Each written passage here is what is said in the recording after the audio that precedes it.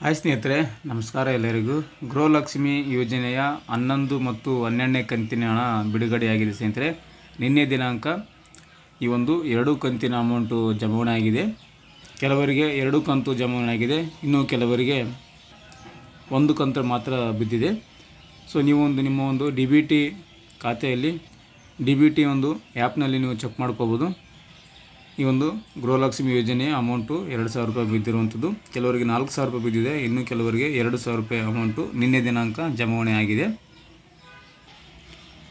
ನಿಮಗೂ ಕೂಡ ಈ ಒಂದು ಗೃಹಲಕ್ಷ್ಮಿ ಯೋಜನೆ ಅಮೌಂಟು ಬಿದ್ದಿದೆ ಇಲ್ಲ ಅಂತ, ಜಮಾವಣೆ ಆಗಿದೆ ಇಲ್ಲ ಅಂತ ಚೆಕ್ ಮಾಡ್ಕೊಳ್ಳಿ. ಅಕೌಂಟಲ್ಲಿ ಚೆಕ್ ಮಾಡ್ಕೊಳ್ಳಿ, ಇಲ್ಲಾಂದರೆ ನಿಮ್ಮ ಒಂದು DBT ಆ್ಯಪ್ನಲ್ಲಿ ಚೆಕ್ ಮಾಡ್ಕೊಳ್ಳಿ.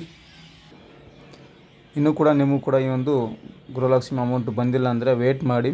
ಕೆಲವು ಹಂತದಲ್ಲಿ ಆಗ್ತಾ ಇದ್ದಾರೆ. ಕೆಲವು ಜಿಲ್ಲೆಗಳಿಗೆ ನಿನ್ನೆ ದಿನಾಂಕ ಬಂದಿದೆ, ಇನ್ನು ಕೆಲವು ಜಿಲ್ಲೆಗಳಿಗೆ ಇವತ್ತು ಬರ್ತಾ ಇದೆ. ಸೊ ಹಾಗಾಗಿ ಬಂದಿಲ್ಲ ಅಂದರೆ ವೇಟ್ ಮಾಡಿ, ಬರುತ್ತೆ. ಸ್ನೇಹಿತರೆ, ಇದಿಷ್ಟು ಈ ಒಂದು ಗೃಹಲಕ್ಷ್ಮಿ ಯೋಜನೆಯ ಹಣ ಬಿಡುಗಡೆ ಆಗಿರೋ ಬಗ್ಗೆ ಮಾಹಿತಿಯನ್ನು ಕೊಟ್ಟಿದ್ದೇನೆ. ಈ ಒಂದು ಮಾಹಿತಿ ನಿಮಗೆ ಉಪಯುಕ್ತ ಆಗಿದೆ ಅಂತ ಅಂದ್ಕೊತೀನಿ. ಇದ್ರ ರಿಲೇಟೆಡ್ ಆಗಿ ಏನಾದರೂ ಕ್ವಶನ್ಗಳಿದ್ದರೆ, ಡೌಟ್ಸ್ಗಳಿದ್ದರೆ ಕಮೆಂಟ್ ಮಾಡಿ. ಕಮೆಂಟಲ್ಲಿ ನಿಮಗೆ ಉತ್ತರವನ್ನು ಕೊಡ್ತೀನಿ ಅಂತ ಹೇಳ್ತಾ, ಹಾಗೆ ಯಾರೆಲ್ಲ ನಮ್ಮ ಯೂಟ್ಯೂಬ್ ಚಾನಲ್ನ ಹೊಸದಾಗಿ ನೋಡ್ತಾ ಇದ್ದೀರಾ, ಸಬ್ಸ್ಕ್ರೈಬ್ ಮಾಡಿಕೊಂಡಿಲ್ಲ, ದಯವಿಟ್ಟು ಸಬ್ಸ್ಕ್ರೈಬ್ ಮಾಡಿಕೊಂಡು ಬೆಲ್ ಐಕನನ್ನು ಪ್ರೆಸ್ ಮಾಡ್ಕೊಳ್ಳಿ. Thanks for the watching.